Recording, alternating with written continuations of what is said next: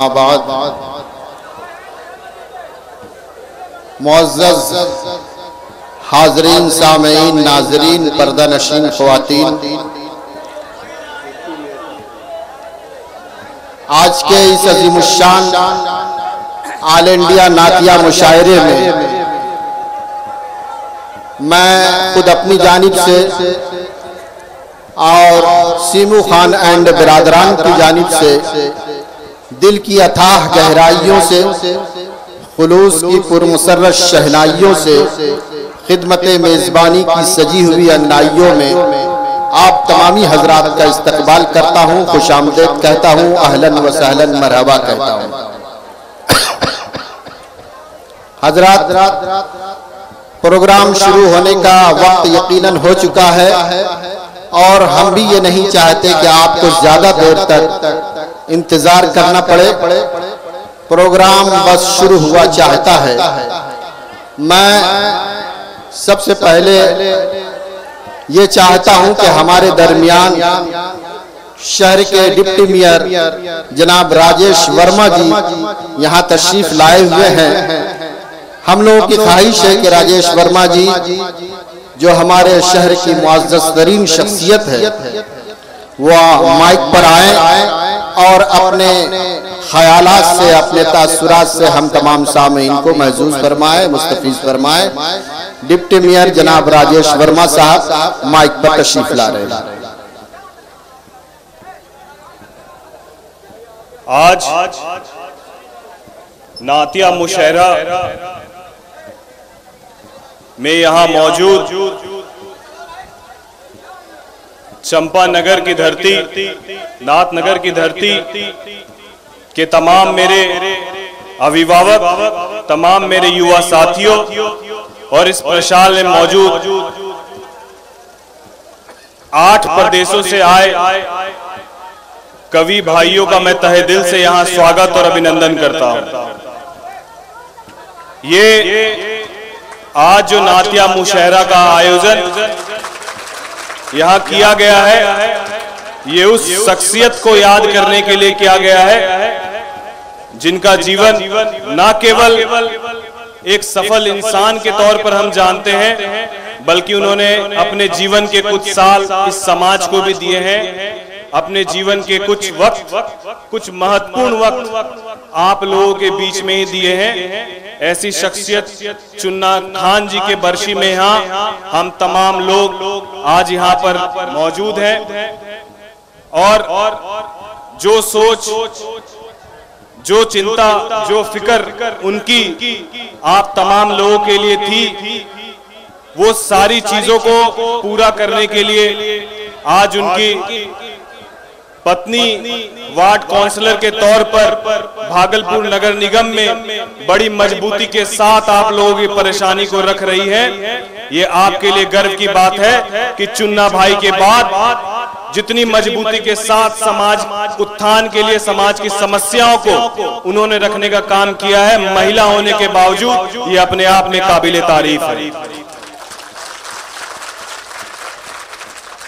51 ward हैं, 51 पार्षद हैं और 51 पार्षदों में सबसे मजबूती से सदन में अपनी बात को किसी ने रखा है तो आपकी वार्ड नंबर 12 की पार्षद महोदया ने रखा है।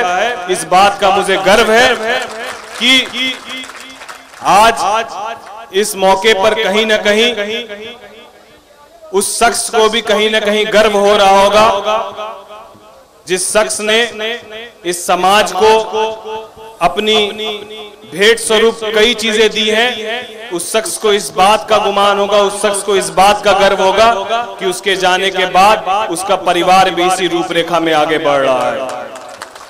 अरे हो गई है पीर पर्वत सी पिघलनी चाहिए, इस हिमालय से अब कोई गंगा निकलनी चाहिए। सिर्फ हंगामा खड़ा करना, सिर्फ हंगामा खड़ा करना मकसद नहीं हमारा, हमारी कोशिश है कि सूरत बदलनी चाहिए।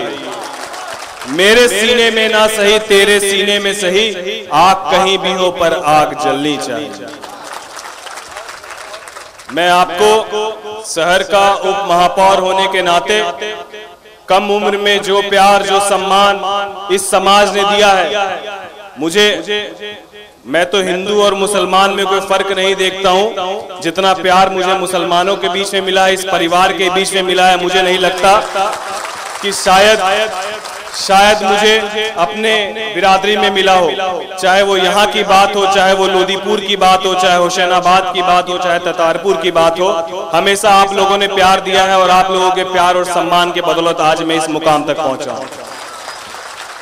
मैं बस आप लोगों से एक वचन आप लोगों को दे के जाता हूं, एक विश्वास आप लोग के बीच में जगा के जाता हूं कि ये जो मुख्य मार्ग है, जिस चीज के लिए आप तमाम लोग चिंतित हैं, ये जो मार्ग है जो विगत कई सालों से यहाँ के लोग इस चीज के लिए परेशान हैं, आने वाले कुछ अंतराल में, कुछ समय में हो सकता है कि 1 साल के अंदर अंदर इसका कार्य शुरू हो जाए और इसको हम लोग अपने ही कार्यकाल में पूरा करने का काम करेंगे। ये वादा, ये वचन मैं आपको देता हूं।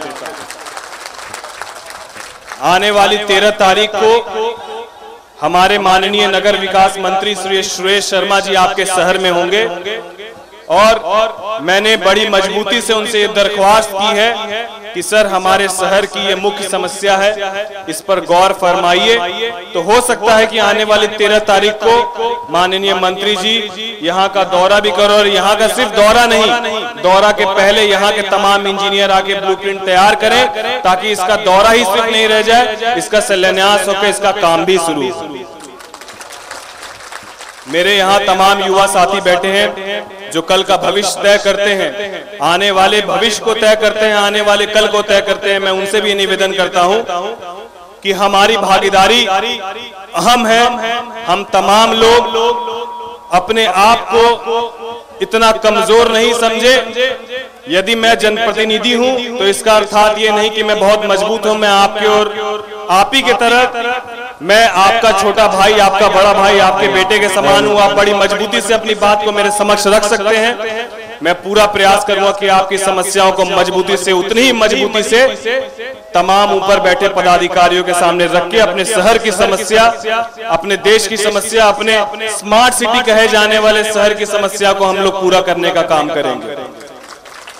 मैं और ज्यादा वक्त नहीं लेते हुए, तमाम लोग यहाँ, तमाम कविगण आए हुए हैं जिनको अभी आप सुनेंगे। बस मैं आपसे यही दरख्वास्त करूंगा, यही गुजारिश करूंगा कि आपका ये प्यार, ये आपका सम्मान मुझे निरंतर मिलता रहे। ये मेरे अंदर एक जोश, एक ऊर्जा का प्रवाह करता है। ये मुझे हिम्मत और ताकत देता है कि मैं अपने शहर के लिए इसी तरह से कार्यरत रहूं, दिन रात आपके बीच में रहूं और आपकी सेवा को लेकर अपने आप को और इस शहर को और बेहतर करने का प्रयास करता रहूं। जय हिंद, जय भारत।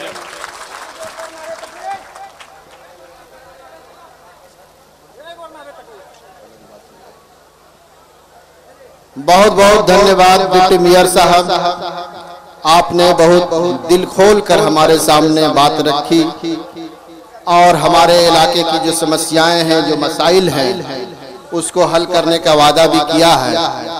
यकीनन हमारे इलाके के जो मसाइल हैं, काफी दिनों से लोग उससे जूझ रहे हैं, परेशान हैं। हमें उम्मीद है कि आप इस जानिब खास तौर पर तवज्जो देंगे और खास तौर पर वार्ड नंबर 12 के जो मसाइल हैं, जैसे एक बोरिंग का होना, इस तरफ का जो रास्ता है उसका क्लियर होना, ये बहुत ही जरूरी है।